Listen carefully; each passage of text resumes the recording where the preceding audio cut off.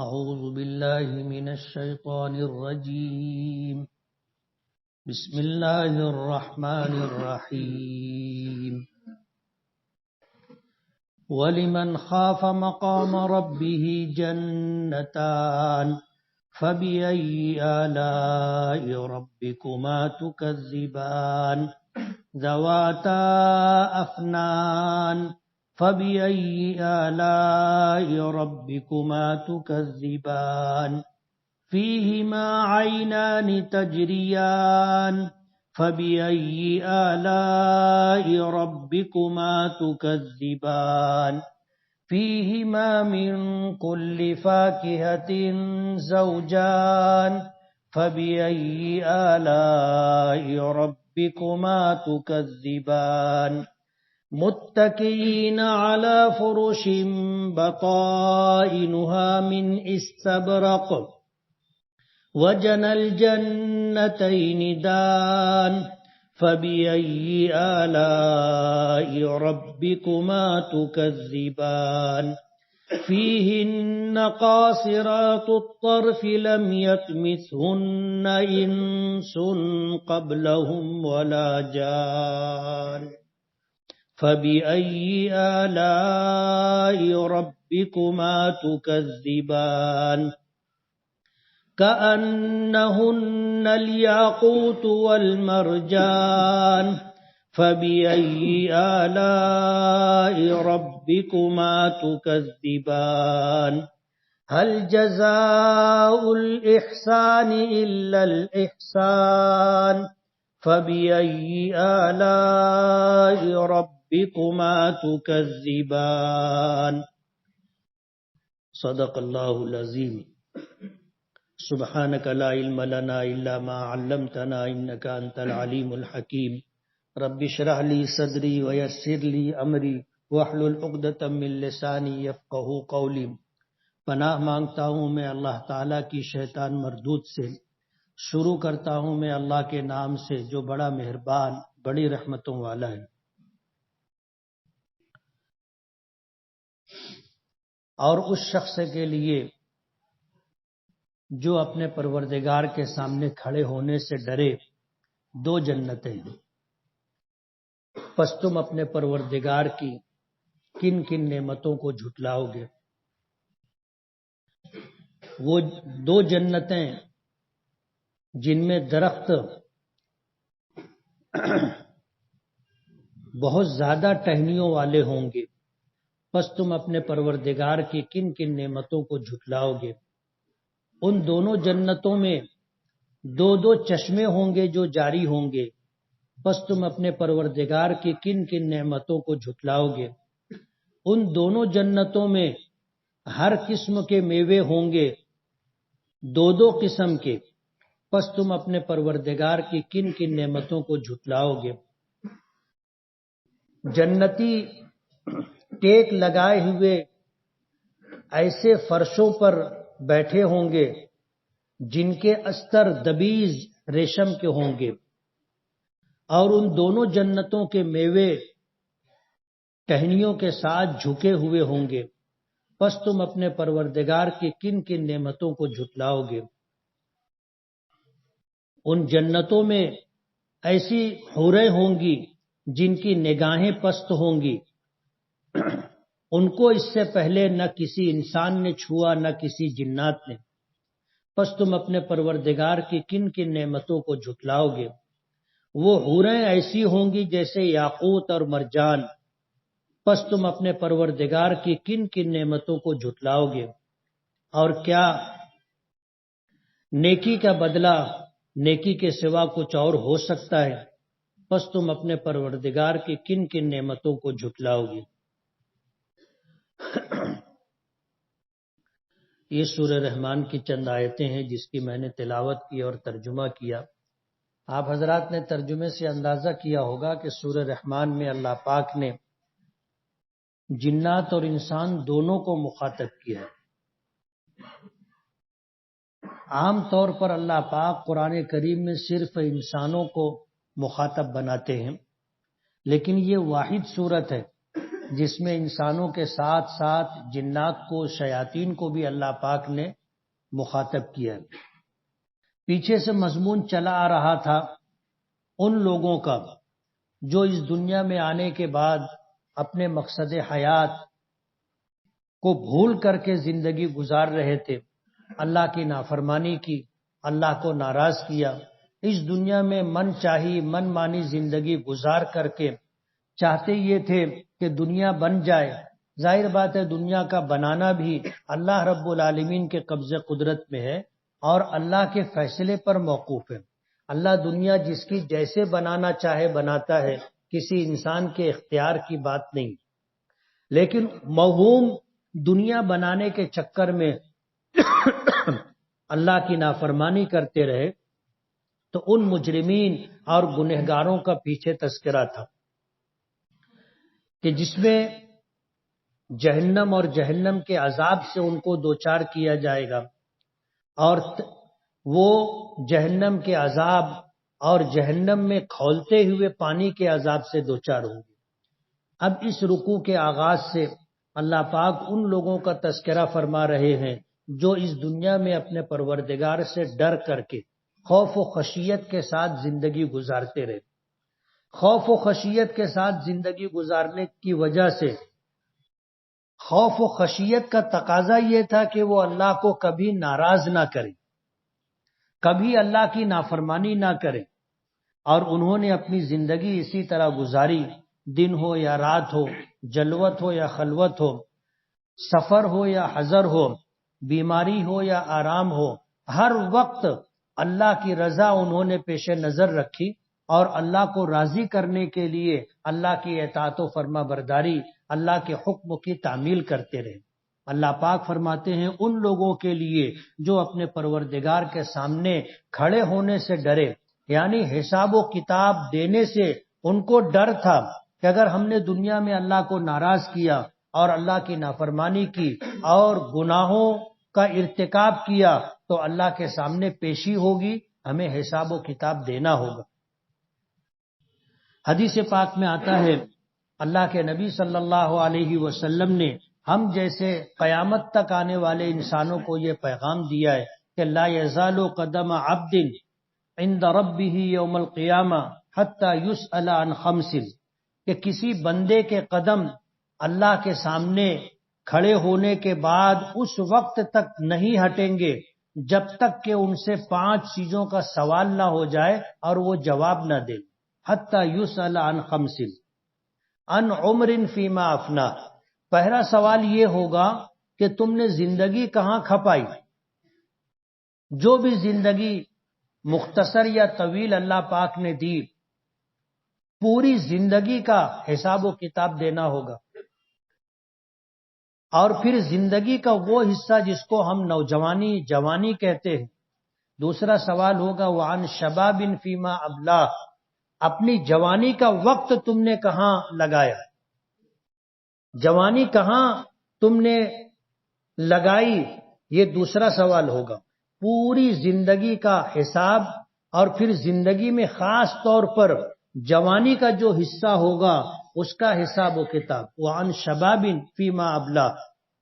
تیسرا اور چوتھا سوال مال کے متعلق ہوگا۔ وعن مال من این اکتسب وفیما انفقا، مال کیسے کمایا، کہاں سے کمایا اور کہاں اور کیسے خرچ کیا، یعنی کمانے کے متعلق بھی ہمیں حساب دینا ہوگا، جواب دینا ہوگا، اور کمانے کے بعد ہم نے خرچ کیا تو کہاں خرچ کیا وہ بھی اس کا بھی ہمیں حساب و کتاب دینا ہوگا۔ وعن علم ماذا عمل به، پانچواں سوال ہوگا کہ تمہیں قرآن و حدیث کے ذریعے، علماء کے ذریعے، دعوت و تبلیغ کے مبلغین کے ذریعے اور پیش آنے والے دنیا میں عبرتناک احوال واقعات کے ذریعے جو علم ہوا تھا اس پہ تم نے کتنا عمل کیا۔ جو آدمی دنیا میں اللہ سے ڈر کر کے زندگی گزارتا رہا اس کے لیے حساب و کتاب آسان ہوگا، اور پھر اس کے لیے بشارت ہے کہ اللہ ایک نہیں 2 جنتیں عطا کریں گے، ایک نہیں 2 جنتیں عطا کریں گے۔ مفسرین نے لکھا ہے کہ ایک جنت چاندی کی ہوگی اور ایک جنت سونے کی ہوگی، یعنی ایک جنت میں استعمال میں آنے والی تمام چیزیں چاندی کی ہوں گی اور ایک جنت میں استعمال میں آنے والی ساری چیزیں برتن سمیت سونے کی ہوں گی۔ اور یہ بھی لکھا ہے کہ دونوں جنتیں آپس میں ایک دوسرے سے مختلف ہوں گی، دونوں جنتیں آپس میں ہر اعتبار سے ایک دوسرے سے مختلف ہوں گی۔ اللہ پاک ڈر کر زندگی گزارنے والے، یعنی اللہ کی اطاعت اور اللہ کے رسول کی سنتوں کی اتباع اور پیروی کر کے زندگی گزارنے والوں کو اللہ دو جنت عطا کرے گا۔ پس تم اے جنات و انسان اپنے پروردگار کی کن کن نعمتوں کو جھٹلاؤ گے؟ اللہ پاک فرماتے ہیں کہ یہ دونوں جنتیں کیسی ہوں گی؟ ذواتا افنان، وہاں میوے کے جو درخت ہوں گے وہ گہرے سائے والے ہوں گے، خوب ٹہنیوں والے ہوں گے، اور ہر ٹہنی جو ہوگی پھلوں سے مالا مال ہوگی۔ پس تم اپنے پروردگار کی کن کن نعمتوں کو جھٹلاؤ گے؟ ان دونوں جنتوں میں بہتے ہوئے پانی کے چشمے ہوں گے۔ کسی بھی مقام کی خوبصورتی جاری چشموں اور بہتے ہوئے پانی سے ہوتی ہے۔ پانی ہر چیز کی زندگی ہے، اور جن مقامات پر پانی کی کثرت ہوتی ہے اور سال کے 12 مہینے پانی کے چشمے جاری رہتے ہیں، ندی نالے سیراب رہتے ہیں، وہ جگہ انتہائی حسین و خوبصورت ہوتی ہے۔ تو جنت میں ہر وقت بہنے والے دو چشمے ہوں گے۔ پس تم اپنے پروردگار کی کن کن نعمتوں کو جھٹلاؤ گے؟ فیہما من کل فاکہۃ زوجان، ان دونوں جنتوں میں ہر میوے دو طرح کے ہوں گے۔ جیسے دنیا میں پھل جو ہوتے ہیں ذائقے کے اعتبار سے اللہ نے یہ جو پھل ہمیں عطا کیے ہیں سمجھانے اور سمجھنے کے لیے، ورنہ جنت کا اور اس دنیا کا کوئی مقابلہ نہیں ہے۔ میوے دو طرح کے ہوں گے، خشک میوے بھی ہوں گے، تر بھی ہوں گے، اور ذائقے میں بھی دونوں پھل جو ہوں گے ایک نام ہونے کے باوجود ذائقے الگ الگ رکھتے ہوں گے۔ فَبِأَيِّ آلَاءِ رَبِّكُمَا تُكَذِّبَانِ، پس تم اپنے پروردگار کی کن کن نعمتوں کو جھٹلاؤ گے؟ ان جنتوں کے پانے والے لوگ، جنتی حضرات، جنت میں ایسے بچھونوں پر، ایسے فرشوں پر بیٹھے ہوں گے جن کے استر دبیز ریشم کے ہوں گے۔ عام طور پر استر جو ہوتا ہے وہ ابرئی کے مقابلے میں ہلکا ہوتا ہے، لیکن جنت میں جو بچھونے ہوں گے، جو گاؤ تکیے ہوں گے، اس کے استر دبیز ریشم کے ہوں گے۔ تو آپ اندازہ کرو کہ اوپر کا جو غلاف ہوگا، جو ابرئی ہوگی، وہ کیسے ہوں گی۔ اور دونوں جنتوں کے میوے پھل قریب قریب ہوں گے، جھکے ہوئے ہوں گے، یعنی آدمی بیٹھے بیٹھے توڑ لے، لیٹے لیٹے توڑ لے، مشقت ذرا بھی نہیں ہوگی۔ دنیا میں رب چاہی زندگی گزارو، آخرت میں اللہ پاک من چاہی زندگی عطا کریں گے۔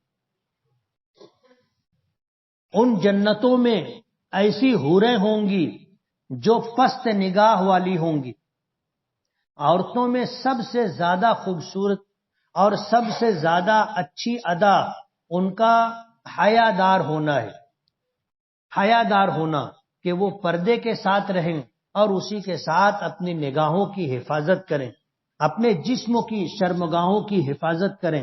جنت میں جو حوریں ہوں گی وہ پست نگاہوں والی ہوں گی، اور ان حوروں کو اس سے پہلے نہ کسی انسان نے چھوا نہ کسی جنات۔ نئی نویلی اور کنواری حوریں ہوں گی جو اللہ پاک جنتیوں کو عطا کریں گے۔ پس تم اپنے پروردگار کی کن کن نعمتوں کو جھٹلاؤ گے؟ جنت میں جو حوریں ہوں گی ان کی خوبصورتی کا اندازہ نہیں کیا جا سکتا۔ حدیث پاک میں اللہ کے رسول صلی اللہ علیہ وسلم نے ان کی خوبیوں کو سمجھانے اور بتانے کے لیے فرمایا کہ اگر وہ سمندر جیسے کھارے پانی میں تھوک دے تو پورا سمندر میٹھا ہو جائے گا، اور اگر جھانک لیں تو رات کی تاریکی میں پوری دنیا روشن ہو جائے گی۔ ان کے جو دوپٹے ہوں گے اس کے ایک کونے کی قیمت پوری دنیا مل کر کے نہیں ہو سکتی. اور یہ باتیں حضور نے ہمیں سمجھانے کے لیے بتائی ہیں، ورنہ جنت میں کیا ہے کیا ہوگا وہ اللہ بہتر جانتا ہے. نہ ان حوروں کو کسی نے چھوا ہے، نہ انسان نے نہ جنات نے. وہ حوریں کأنہن الیاقوت والمرجان، وہ حوریں صفائی میں یاقوت کی طرح ہوں گی اور اپنے سفیدی اور سرخی میں مونگے اور موتیوں کی طرح ہوں گی. پس تم اپنے پروردگار کی کن کن نعمتوں کو جھٹلاؤ گے؟ صفائی میں یاقوت کی طرح. بخاری شریف کی روایت ہے کہ اللہ پاک ان کو اتنا حسن، اتنی خوبصورتی دے گا کہ ان کے پیر کی پنڈلی کی ہڈیوں کے گودے باہر سے دکھائی دیں. ہمارے ہاں تو جب تک نلی ٹوٹتی نہیں، اندر کا گودا ہے کہ نہیں ہے پتہ بھی نہیں چلتا. لیکن اللہ ان کو ایسا جسم عطا کرے گا کہ ہڈیوں کے گودے پنڈلی کے دکھائی دیں گے، اور اگر وہ کوئی چیز نگل رہی ہوں گی تو گلے میں سے دکھائی دے گی. پس تم اپنے پروردگار کی کن کن نعمتوں کو جھٹلاؤ گے؟ فرماتے ہیں حل جزاء الاحسان الا الاحسان. پہلے احسان سے مراد اطاعت و فرما برداری، کہ اللہ کی اطاعت و فرما برداری کا کیا بدلہ ہو سکتا ہے سوائے نیکی کے. دوسرے احسان سے مراد نیکی، بہترین بدلہ. دنیا میں جو شخص اللہ کی اطاعت و فرما برداری کرے گا، نیک اعمال کرے گا، اللہ پاک اس کے بدلے میں اسے نیکیاں عطا کرے گا. اور آخرت میں چلنے والا سکہ نیکی ہے. آخرت میں چلنے والا سکہ نیکی ہے.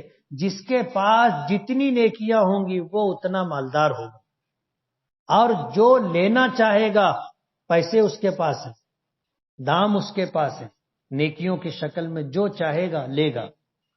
اور جو کنگال ہوگا، خالی ہاتھ ہوگا، قلاش ہوگا، دیوالیہ ہوگا، وہ کیا لے سکے گا وہاں پر؟ تو دنیا میں کی جانے والی اطاعت و فرما برداری کا بدلہ نیکی کے سوا اور کیا ہو سکتا ہے؟ اور یہی نیکی آخرت میں چلنے والا سکہ ہے. پس تم اپنے پروردگار کی کن کن نعمتوں کو جھٹلاؤ گے؟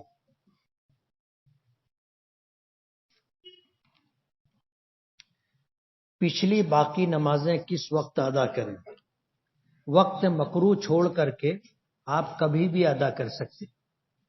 البتہ علماء نے لکھا ہے کہ جب عصر کی نماز کے بعد کا وقت ہو اور سورج میں تغیر آ گیا، پیلا پن آ گیا، تو اس وقت پھر قضا نمازیں نہیں پڑھی جائیں گی. فجر کی نماز اکثر قضا ہو جاتی ہے اور ظہر تک وقت نہیں ملتا، تو کیا ظہر کے بعد فجر کی نماز ادا کر سکتے ہیں یا پھر عشاء کے بعد کرنا ہوگا؟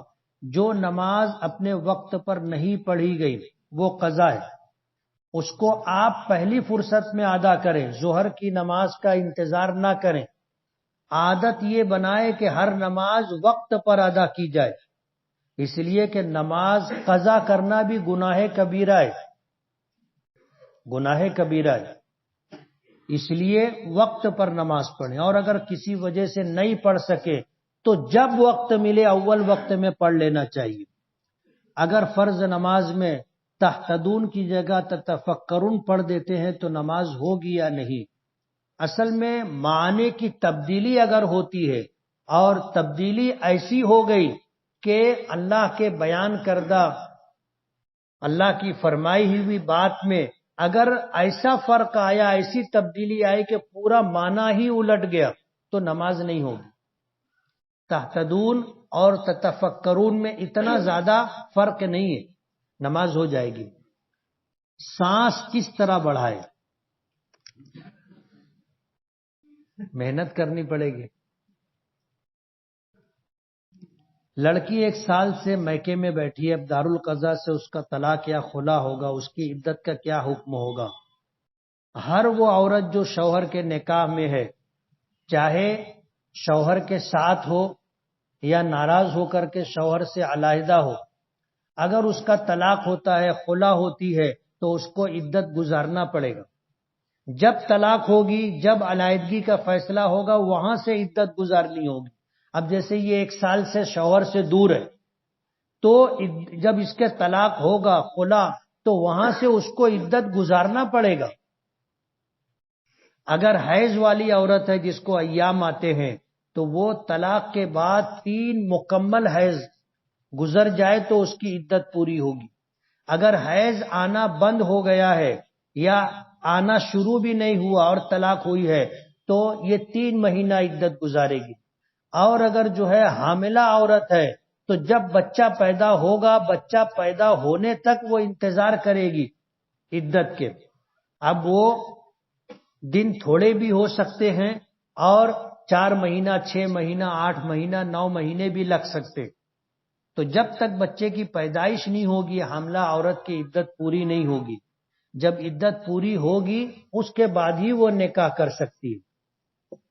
دل و دماغ میں منفی خیالات زیادہ آتے ہیں، ہر وقت تو سوچتا رہتا ہوں کوئی وظیفہ پڑھنے کو بتائیے، درود شریف اور استغفار پڑھتے رہے۔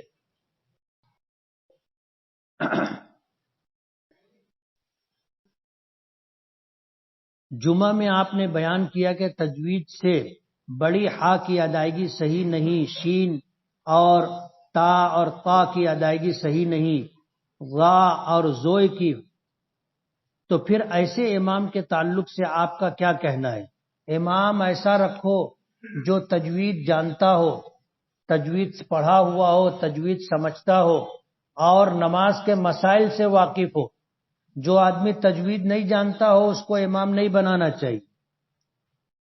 بیوی اور بچوں کو چھوڑ کر بیرون ملک کمانے کے لیے 2-3 سال کے لیے جانا کیسا ہے؟ بیوی اگر اجازت دے تو جا سکتے ہیں اور اگر اجازت نہ دے تو نہیں جا سکتے۔ آپ سے گزارش ہے کہ سیرت رسول پر تفصیل اور سلسلہ وار بیان شروع کریں گے انشاءاللہ۔ دعوت و تبلیغ کے بارے میں آپ کا کیا موقف ہے؟ یہ بھی کوئی پوچھنے والی بات ہے۔ اگر کسی کو اوپر کا ہوا ہے اور وہ نماز روزہ نہیں کرتا تو اس کا کل قیامت کے دن کیا حشر ہوگا؟ اوپر کا ہونے کے بعد بھی نماز روزہ کرنا ہے، معاف نہیں ہے، اور اگر نہیں کر سکے تو اچھے ہونے کے بعد نماز روزوں کی قضا کرنی پڑے گی۔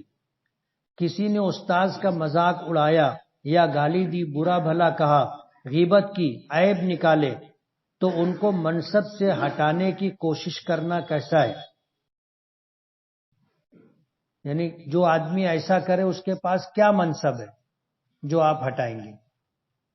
اگر کوئی منصب ہوگا اور دینی منصب ہوگا تو اول اس کو سمجھائیں گے، اگر وہ مان لے گا تو ٹھیک ہے، نہیں مانتا ہوگا تو ظاہر بات ہے ایسا شخص جو ان گناہوں کا ارتکاب کرتا ہو وہ گناہ کبیرہ کا مرتکب۔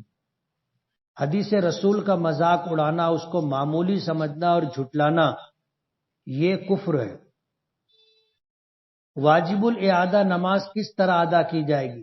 واجب الاعادہ کا مطلب یہ ہے کہ یہ نماز پھر سے پڑھنی پڑے گی، یعنی دہرانا پڑے گی، جیسے پہلی پڑھتے ہیں جس میں کوئی غلطی نہیں ہوتی، اسی طرح جو ہے واجب الاعادہ نماز کو پڑھنا ہوگا۔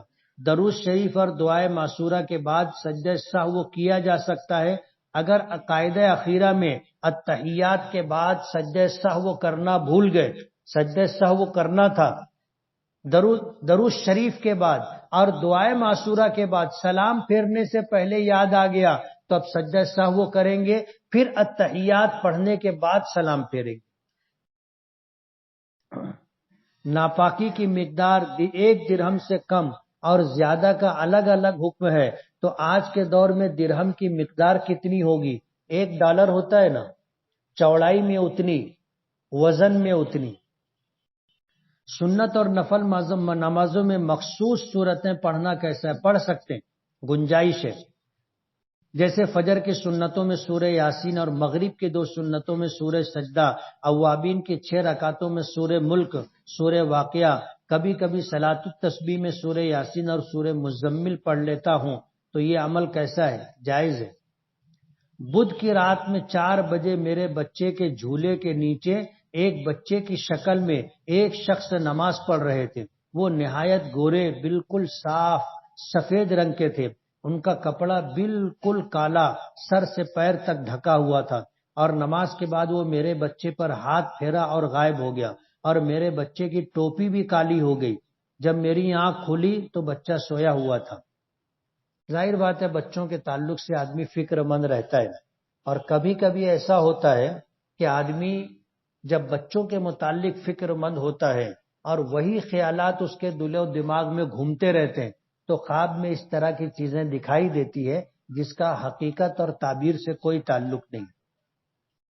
ظہر کی نماز کے بعد وہ کون سی 4 رکعتیں ہیں جسے پڑھنے سے 2 سنت اور 2 نفل دونوں نماز ادا ہو جاتی ہے، اور جو نماز کی نیت کرے تھے اس کا بھی ثواب ملتا ہے؟ ظاہر بات ہے 4 رکعت، 2 رکعت سنت ہے اور 2 رکعت نفل۔ ظہر کے 4 فرض کے بعد 2 رکعت سنت ہے اور 2 رکعت نفل ہے، یہی نماز پڑھیں گے تو سنت اور نفل کا ثواب ملے گا۔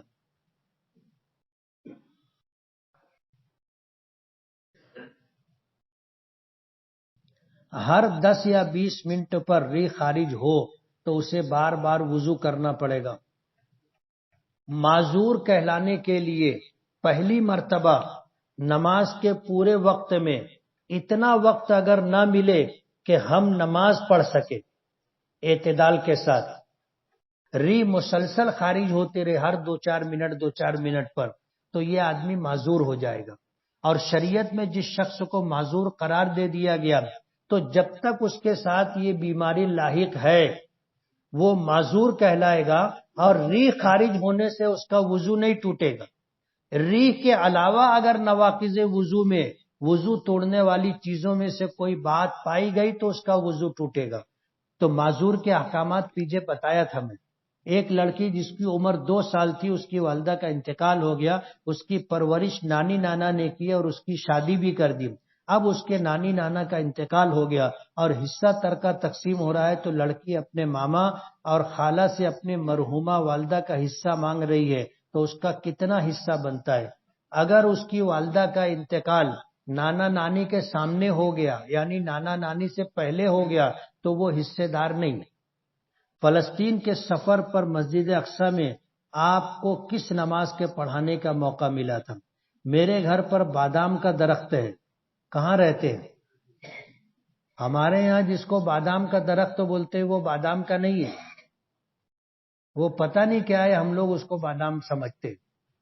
بادام کا درخت الگ ہوتا ہے، وہ ہمارے یہاں نہیں لگتا ہے۔ آپ نے 2 ہفتہ پہلے کہا تھا کہ اجماع اور قیاس کا مطلب بتائیں گے، لیکن ابھی تک نہیں بتائے، وقت آئے گا تو بتائیں گے نا۔ عشاء کی نماز کے فوراً بعد تہجد کی نماز پڑھ سکتے ہیں کیا؟ تہجد کی نماز کا وقت آدھی رات کے بعد شروع ہوتا ہے، اور افضل یہ ہے کہ آخری چھٹا حصہ یعنی جب سحری کرتے ہیں اس وقت جو ہے تہجد کا افضل وقت ہے۔ اور اگر آدمی اتنی رات میں آنکھ نہیں کھلتی، نہیں جاگ سکتا، تو وہ رات میں سونے سے پہلے تہجد کی نیت سے نماز پڑھ سکتا ہے۔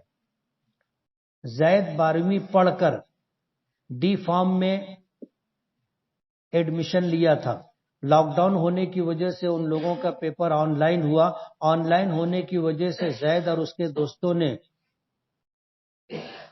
فل چیٹ کے ساتھ پیپر دیا، اس طرح ان لوگوں کا دونوں سال آن لائن پیپر ہوا۔ اس طرح اب زید ڈی فارم کمپلیٹ ہو گیا اور اب زید کو لائسنس بھی مل گیا۔ اب اگر زید میڈیکل اسٹور چالو کرتا ہے تو اس کو میڈیکل اسٹور سے جو آمدنی ہوگی وہ حلال ہوگی یا حرام؟ اس کو اتنی معلومات تو ہوگی کہ میڈیکل میں کوئی دوا لینے کے لیے آیا تو اس کی ڈاکٹر کی لکھی ہوئی، بتائی ہوئی، تجویز کی ہوئی دوا صحیح طریقے سے دے دے تو وہ میڈیکل چلا سکتا ہے۔ اور اگر اس کو اتنا بھی نہیں سمجھتا کہ ڈاکٹر نے کومبو فلم لکھا ہے اور وہ کوئی دوسری دوا اٹھا کے دے دے تو پھر وہ میڈیکل نہیں چلا سکتا۔ اس طرح کی آمدنی اس کے لیے درست نہیں ہوگی۔ ابھی سورہ رحمان جاری ہے، اس میں ایک آیت کا ترجمہ ہے کہ تم اپنے پروردگار کی کون کون سی نعمت کو جھٹلاؤ گے۔ اس میں جھٹلانے کا مطلب کیا ہے؟ انکار کرنا۔ جھٹلانے کا مطلب انکار کرنا۔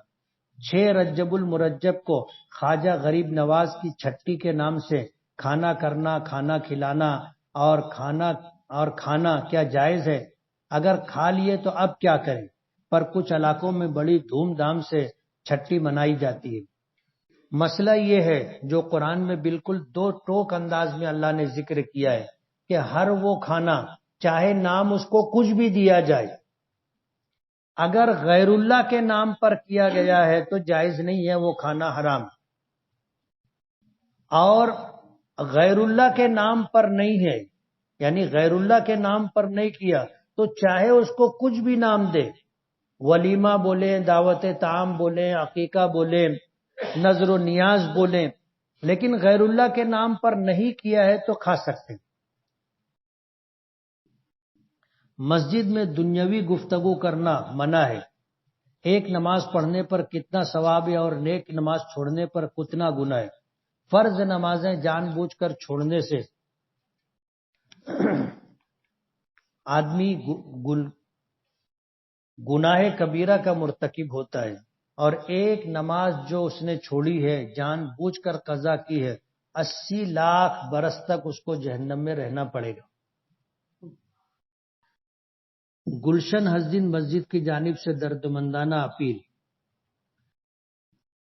بڑی اینٹ ٹھوکلا 6x9 کی 1500 اینٹ چاہیے، چھوٹی اینٹ 4x9 کی 4000 اینٹ چاہیے، سیمنٹ 70 گونی چاہیے، ریت 7 ٹریکٹر، پیلی مٹی 22 ٹریکٹر، ٹائل 10 براس، مزدوری پترا پائپ گونڈی مستری دیگر، ایسے تقریباً جو ہے 60,000 روپیہ مزدوری، اور باقی اوپر کے جو آئٹم ہے یہ اتنا جو ہے ضرورت ہے مسجد کی تعمیر کے لیے۔ آپ حضرات سے تعاون کی گزارش ہے۔